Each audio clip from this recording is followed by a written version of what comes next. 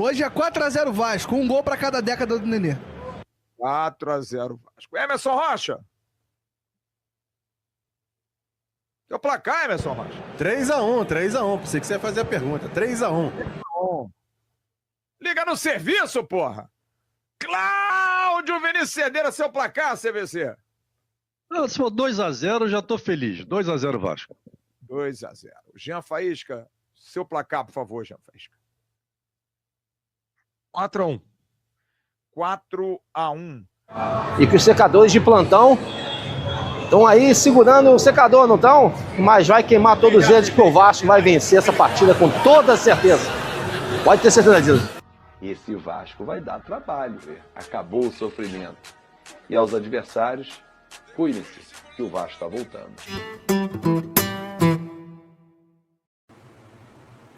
Fala rapaziada, bem-vindo ao canal Call of Duty, youtuber mais cervejeiro do Brasil. Rapaz, o Fábio Azevedo falou com muita propriedade.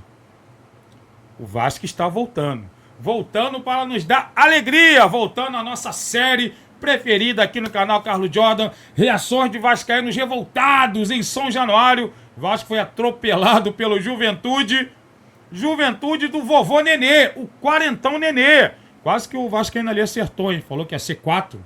Um gol para cada década do Nenê. Foi 3 e teve um que acertou. 3x1. Mas 3x1 ao contrário. Então, vamos lá. Reações vascaínos aqui na força do ódio. Perderam pro rebaixado Juventude dentro de São Januário. Vergonha, que vexame! Hoje vocês perderam de virada dentro de casa e para um time que está afundado na zona de rebaixamento. Eita. O Nenê, que tem 44 anos e que hoje fez gol no Vasco, demonstra mais carinho e respeito pelo Fez Vasco. gol nos 2 turnos. Muitos de vocês. Parece que vocês não gostam da torcida que tem. Porque vocês não podem ver a gente feliz que já querem acabar com a nossa felicidade. Vocês não merecem a torcida que tem. Vocês não podem ver a gente feliz. Não merecem que a gente fique defendendo vocês quando tendo humilhar e desmerecer vocês. Isso aí. Ai, mas a gente tá na semifinal da Copa do Brasil. A gente ganhou 4 jogos seguidos. Não sei o que lá, não sei o que lá. E vão perder 4. Mas se continuar jogando assim, sem vontade, sem disposição e sem garra, vai perder todos os jogos até o final do ano. Só deixa eu contar um segredinho pra vocês. Sim, conta. Vocês não são tão bons quanto acham que são. Eu ia aplaudir. Parabéns, Fernando Diniz. Parabéns, Pedrinho. Vocês não são tão bons Parabéns, quanto Matheus acham que França, são. Tietê, Hugo Moura, Léo Jardim. Parabéns pra todo mundo. Elenco de frouxo, acomodado, sem vergonha. Ganharam 4 jogos seguidos. Já e estavam vão se perder achando. 4 jogos Seleção. seguidos. Nada mais Vasco da Gama do que isso. Os 2 próximos jogos são fora de casa. Grêmio e Bahia. E o Vasco deve ganha estar não. há 300 anos sem vencer deles lá. Vai ganhar agora com esse elenco de frouxo e acomodado? Não. O Matheus França Ah, não o traíra. é jogador. Nunca foi. Não venham defender esse cara perto de mim. Vocês acham mesmo que um cara que tava lá no rival, ser vendido pro Crystal Palace e o Crystal Palace mandar ele pra cá, deu um golpe em vocês? Sério, um time que tá ganhando não entrega 2 gols do jeito que entregou. Como é que deixa o cara chutar na área? Cuesta, o que aconteceu? E Léo Jardim, o que aconteceu também? Num primeiro momento, nesse lance do Léo Jardim, o segundo gol, é culpa o Nuno. Que ele que recebe a bola e não tá ligado. Mas o Jardim quando também. a raiva passa, você percebe o quê? Quem tá de frente pro jogo é o Léo Jardim. Ou seja, quem tem a melhor visão possível do que está acontecendo, de quem tá marcado e de quem não tá marcado, é o Léo Jardim. Ou seja, ele não podia ter jogado essa bola pro Nuno. Isso é lance. Foi falar que ele tinha que ir pra seleção. Assim como o drible no Hugo Moura, do Nenê. Caramba! 3ª derrota seguida. E eu vi comentário de torcedor falando assim: não, a nossa briga era pra não cair. Agradece a Deus que essa não é mais a nossa briga. Será que não? O time não fez 45 pontos, não. Não, já tem 42. Como eu disse, os 2 próximos jogos são fora de casa. Depois vai pegar o Mirassol. Depois pega o Atlético Mineiro fora. Eu não consigo ver o Vasco ganhando se continuar jogando assim. E o culpado disso é o Fernando Diniz, que é o que eu falei no último vídeo aqui, depois da derrota pro Botafogo. É esse o problema dele. Ele quer começar a inventar quando está dando certo. Em time que está ganhando, não se mexe. Caramba, óbvio é só isso. fazer o feijão com arroz. Pelo amor de Deus, é difícil isso. Ele tinha um time merda. Ele conseguiu fazer esse time merda ganhar jogos, tirar pontos do Flamengo, ganhar do Cruzeiro, ganhar do Bahia. Caralho, não é? Pra quê? Pra nos jogos mais fáceis, ele inventar Entregar. e mudar o time todo? Bora lá, meus amigos. Pós-jogo Ô, aqui de treinador do Vasco Botafogo 1, aí. Juventude 3 pelo Campeonato Brasileiro. Vasco conhecendo a sua terceira derrota seguida na competição. Um momento muito esquisito, né? Que o Vasco está vivendo na temporada. Saiu literalmente do céu pro inferno sem nem passar pelo purgatório, né? O Diniz não é teve isso. ali um momento mais ou menos, que não, Caindo começou a aos oscilar. Foi direto do céu, 4 vitórias seguidas, time bem, torcida confiante, futebol do Brasil. torcedor já pensando em coisas positivas, Meio vamos time brigar na por seleção. Libertadores. Estamos vivos aí na Copa do Brasil. E aí engrena 3 derrotas no Rio de Janeiro, né? 2 sendo em São Januário, seguidas, Newton para deixar o Santos. torcedor com o pensamento do seguinte: ainda bem que a gente já tem 42 pontos, faltam só 3 aí para fazer os 45. Isso é muito Vasco. Se tivesse mais algumas rodadas, ia passar sufoco. Então, assim, a gente foi literalmente do céu pro inferno em coisa de 2 semanas. 2 semanas não, a gente pode dizer uma semana. Uma semana e meia. 2 semanas mesmo. Enfim, que é isso, meus amigos? O que aconteceu hoje? Eu tô aqui, eu cheguei agora de São Januário, tô aqui tentando entender ainda o que aconteceu hoje. O que o Vasco conseguiu fazer hoje contra uma das piores equipes do Campeonato Brasileiro, né? Tanto que tá ali brigando contra o rebaixamento. E o Juventude ganhou as 2 partidas do Vasco, né? Ganhou lá em Caxias do Sul e ganhou também em São Januário, hoje 3-1. Um 3-1 inacreditável, vergonhoso. Tem que ter cobrança, tá? Tem que ter cobrança. Tem que ter uma sacolejada no elenco, na comissão. Enfim, tem que ter cobrança, não tem como. E cobrança que eu tô dizendo é cobrança da diretoria, né? De dentro do clube, cobrança interna. Não tô falando aqui pra torcida ir atrás de jogador e nada do tipo. Tem que desenhar, nada do né? tipo, né? Pelo amor de Deus, é importante você deixar claro. Tem que ter cobrança interna de comissão técnica com o jogador, de diretoria com o jogador, porque não pode, gente. O momento tá esquisito, né? Hoje era um jogo ideal pro Vasco se recuperar contra uma equipe fraca, jogando em São Januário, estádio lotado, enfim. Tinha tudo hoje para ser um sábado de redenção pro vascaíno, mas o que aconteceu foi tudo ao contrário. O Vasco até começa o jogo jogando bem e abre 1-0 com o Rayhan. E aí, quando o Vasco abre 1-0 com o Rayhan, ali no primeiro tempo, a impressão que dava agora o Vasco vai, enfim, naturalmente construir a sua vitória, daqui a pouco Também sai o achei que segundo o Vasco ia gol, golear. daqui a pouco sai o terceiro, e o Vasco vai sair daqui com os 3 pontos. Mas teve um apagão, assim, parece que alguém chegou aí, ó,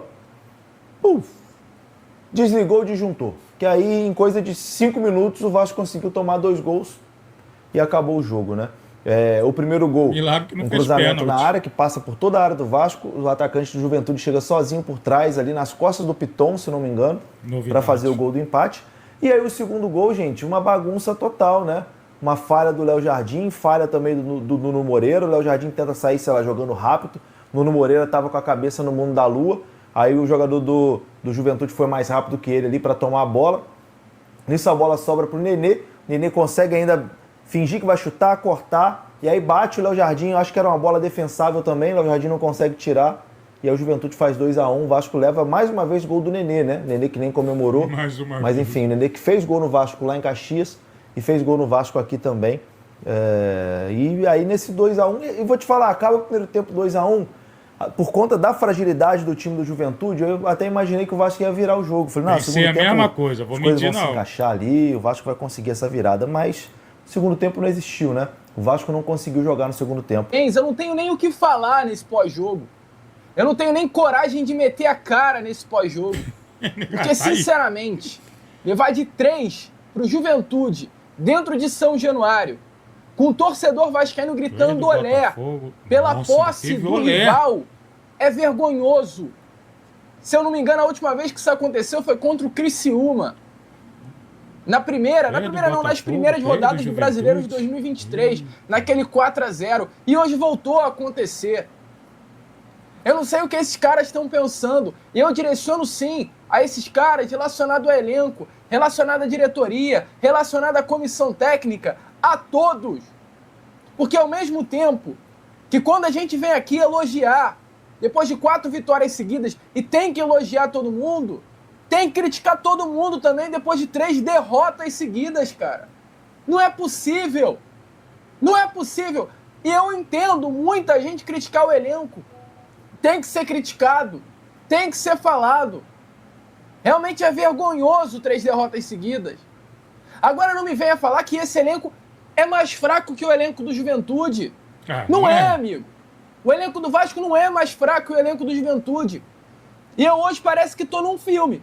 Eu tô vivendo o mesmo episódio, ou um filme não, uma série, porque eu tô vivendo a mesma coisa que eu vivia lá em 2022, 2021. Uma série que nós gostamos de assistir. Brasileiro.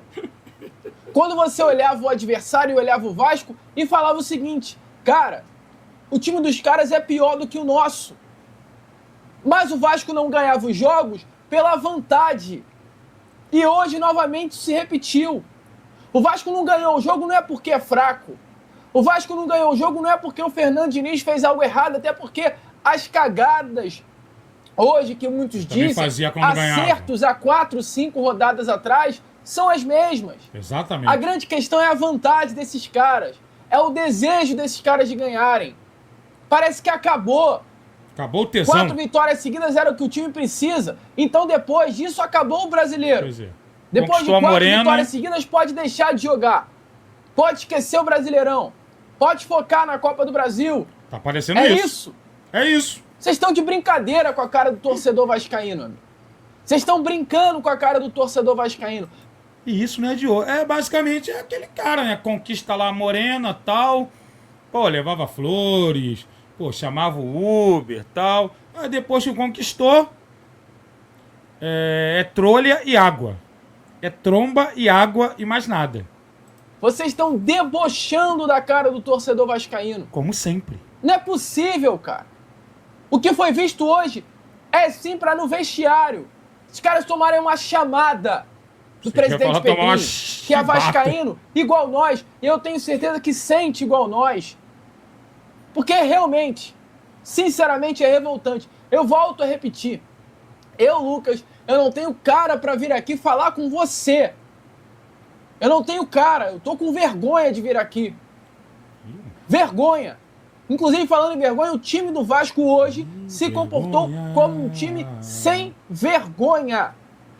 O meu coração tá pedindo pra falar muito mais coisa do que de fato eu vou poder falar nesse vídeo aqui, porque a gente tem que controlar às vezes a emoção, porque, né, como produtor de conteúdo, e né, não é porque a gente tá na internet que é a casa da mãe Joana, que a gente pode esculhambar os outros, fazer o que bem entende, e a gente tem que manter uma linha do respeito. Dentro da linha do respeito, não ultrapassando tudo que eu xinguei esses jogadores hoje dentro da minha casa aqui, pra gente. Eu vou dar uma maneirada. Vou dar uma maneirada nas palavras aqui. Mas eu tô com o mesmo sentimento que eu tava da derrota do Vasco pro Vitória no Barradão, com um jogador a menos desde o primeiro tempo. O Vitória ali afundado na zona de rebaixamento, tá até agora nessa condição.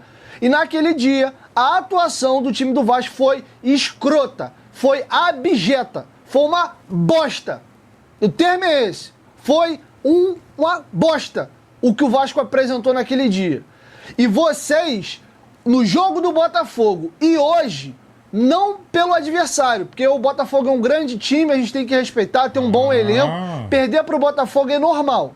Agora, a postura, a maneira ridícula que vocês jogaram com o Botafogo e a maneira horrorosa que vocês se postaram hoje contra o Juventude, isso é abjeto, é nojento.